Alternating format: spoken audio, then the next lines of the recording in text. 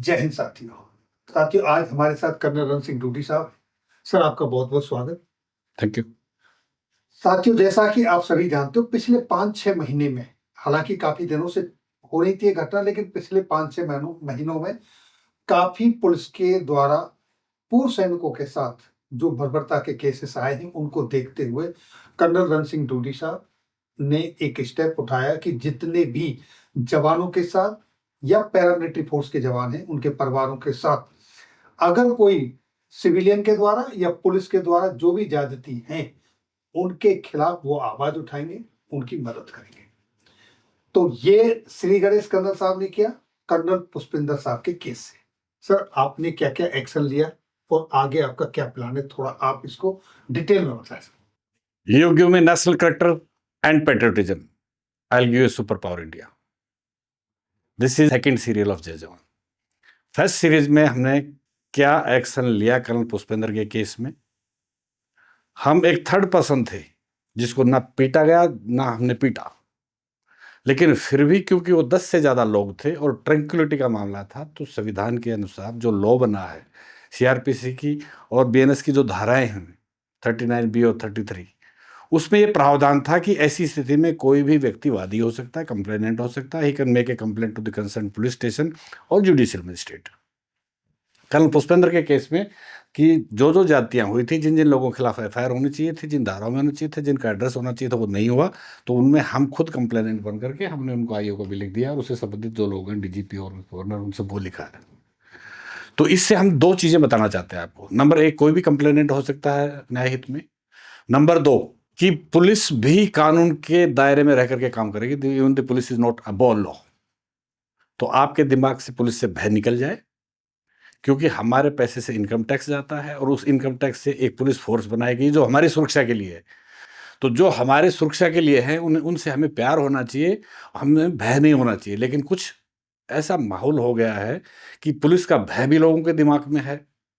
Police का भय सिर्फ गुंडे, बदमाश और जो कानून नहीं मानने वाले उन तक होना चाहिए, लेकिन जो लोग निर्दोष हैं, जो लोग जेंटलमैन हैं, जो समाज के एक अच्छे नागरिक हैं, उनके दिमाग में पुलिस का भय नहीं होना चाहिए। पुलिस की जातियों पर भी रोक लगनी चाहिए।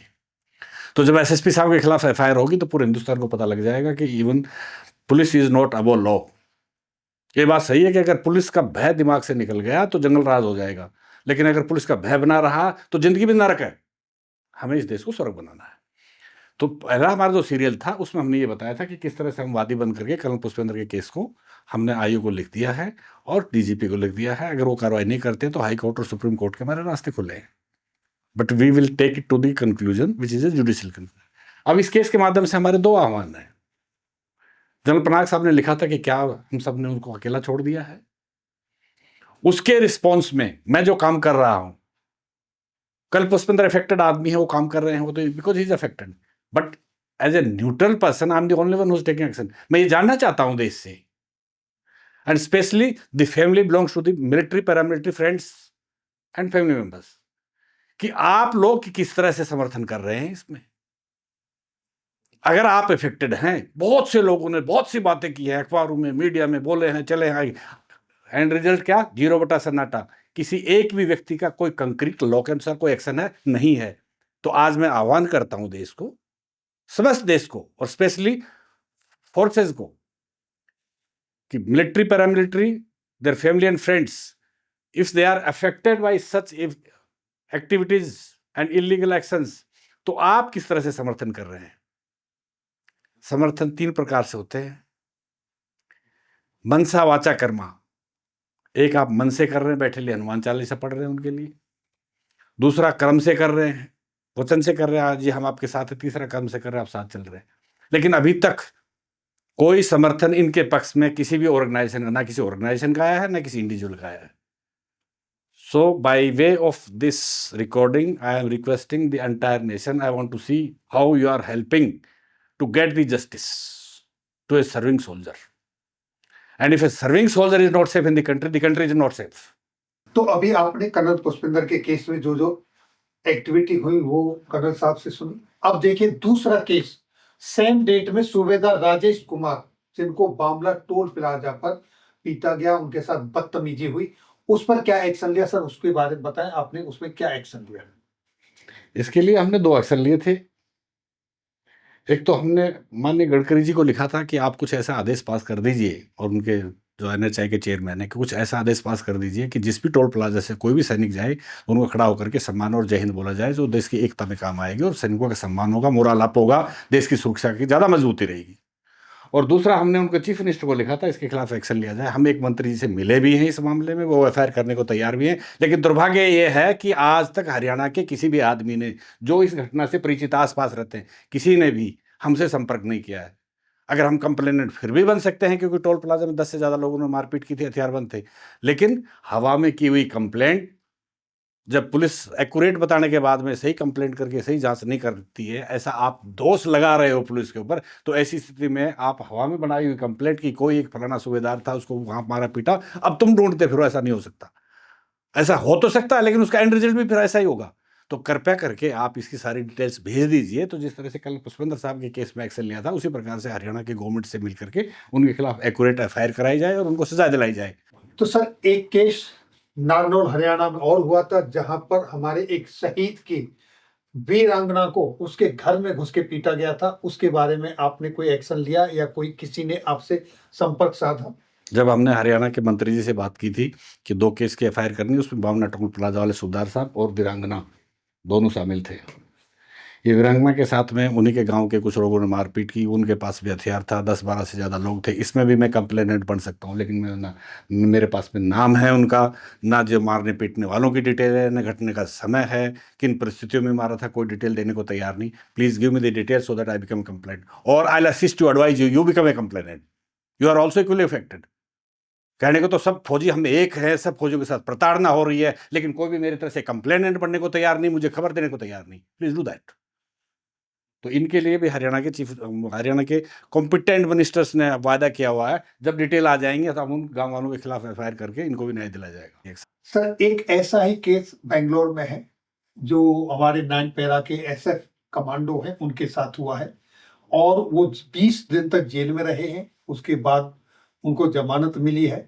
इनके बारे में कोई अपडेट कुछ मिला आपके पास, कोई आया या कुछ इंफॉर्मेशन? जो हो लंदन में, वो लुधियाना में। जिस तरह से कल पुष्पेंद्र के केस में हुआ था, इसी तरह से इस जवान की भी मुझे डिटेल बताएंगे तो उसकी मैं इस बात से जरूर पीड़ित हूँ कि आर्मी ने एक आर्मी एक्ट 104 के अंदर एप्लीकेशन ली और स्टेट गवर्नमेंट डिसमिस कर दी। So I am asking the army, have you gone to the court and have you challenge that order if the court is not in your favour? जब act में प्रावधान है, आप फौजी को हाथ नहीं लगा सकते, अरेस्ट करके उसकी यूनिट को सौंप देंगे, तो उसको मारा पीटा, जेल में रखा, जेल में पीटा जा रहा है, और फौज मूक दर्शक होकर देख रही है। हमारे पास में तो बड़ी विद्वान लोग हैं, जैक ब्रांच है, जनरल है, फोर्स है, पावर है, और हम अपने एक जवान को, अगर उसकी गलती भी थी तो हमारा कोर्ट मार्शल सजा देगा उसको। और अगर है हिम्मत तो आप अपनी कोर्ट ऑफ इंक्वायरी करिए और उन सबको विटनेस बुलाइए जो भी पुलिस वाले थे, और उनको दोषी करिए, और फिर उनके खिलाफ एक्शन लीजिए। तो अगर कोई भी एक्शन नहीं ले रहा तो हम एक्शन लेंगे, आप हमें इंफॉर्मेशन दीजिए। सर, इसी तरीके से एक केस केरल में हुआ था, जहां पर एनसीसी कैंप था, और वहां पर हमारे कर्नल साहब के साथ भी वहां पर लोकल लोगों ने मारपीट की थी। चाहे एनसीसी का कर्नल है, चाहे ब्रिगेडियर का केस है उड़ीसा या राजस्थान में, या किसी और का है, जितने भी केसेस हैं, उस मामले में आज हम आह्वान कर रहे हैं कि आप सब हमारी मदद करें। सारी डिटेल्स हैं, एक ईमेल आईडी हम इसके लास्ट में दे रहे हैं, तो उनके ऊपर आप जरा संपर्क करके जिन जिन लोगों को अफेक्टेड हैं, पहले उनकी जो माइनर कंप्लेंट हैं या लेस ग्रेविटी है उसको बाद में, पहले जो 8-10 केस जो चर्चित हैं जिसमें पुलिस ने मारा और बंद कर दिया, उन सब की सारी डिटेल दो, so that we can resolve all of them in a logical manner, in a judicious manner. तो साथियों, अभी आपने सुना किस तरीके से कर्नल डूडी शाह जो बीड़ा उठाया है उस पर आगे बढ़ रहे हैं।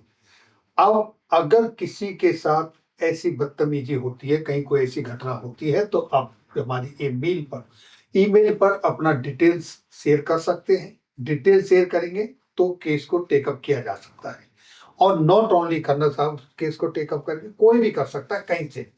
ये सबके लिए खुला हुआ है। Will support them, will guide them. अगर कोई और करता है तो कर्नल साहब उनको सपोर्ट करने के लिए तैयार है, और कोई नहीं कर पाता है तो अपनी खुद डिटेल शेयर करें, कर्नल साहब खुद करेंगे। तो ये थी जानकारी आज की इस वीडियो में, और ये सिर्फ जानकारी नहीं है, ये एक आह्वान है कि किस तरीके से सैनिकों का सम्मान दोबारा से वापस लाया जाए, जो पहले सम्मान था वही सम्मान मिले, और उसके लिए आपको जगना पड़ेगा, आपको खड़ा होना पड़ेगा और आपकी भी कुछ रिस्पॉन्सिबिलिटी बनती है, आपकी भी कोई ड्यूटी बनती है। आप भी अपने दायरे के अंदर रहें और अनवांटेड घटनाओं का शिकार ना हो। सर, आपका बहुत-बहुत धन्यवाद। आपने अपना बहुमूल्य समय दिया और जो बीड़ा आपने उठाया है, उसके लिए हम आपके साथ हैं। और थैंक यू। मैं अपने सभी सर्विंग और सेवानिवृत्त सभी से अनुरोध करता हूं कि अगर आपको लगता है कि ये सही स्टेप है, ये एक्शन जो उठा रहे, ये जो एक्शन ले रहे हैं, जो काम करने की ठानी है, ये सही डायरेक्शन पे चल रहा है, तो आपका काम बनता है कि इसको, तो आपकी जिम्मेदारी बनती है कि आप इसको सपोर्ट करें और ज्यादा से ज्यादा लोगों तक पहुंचाएं ताकि पूरे हिंदुस्तान में कोई पीड़ित ना रहे। अगर कोई पीड़ित है तो उसकी आवाज सुनी जाए। तो अंत में फिर एक बार सभी से विदा लेते हैं। थैंक यू सर, आपने अपना बहुमूल्य समय दिया और आपने जो बीड़ा उठाई है, हम उसके साथ हैं। जय हिंद, जय भारत।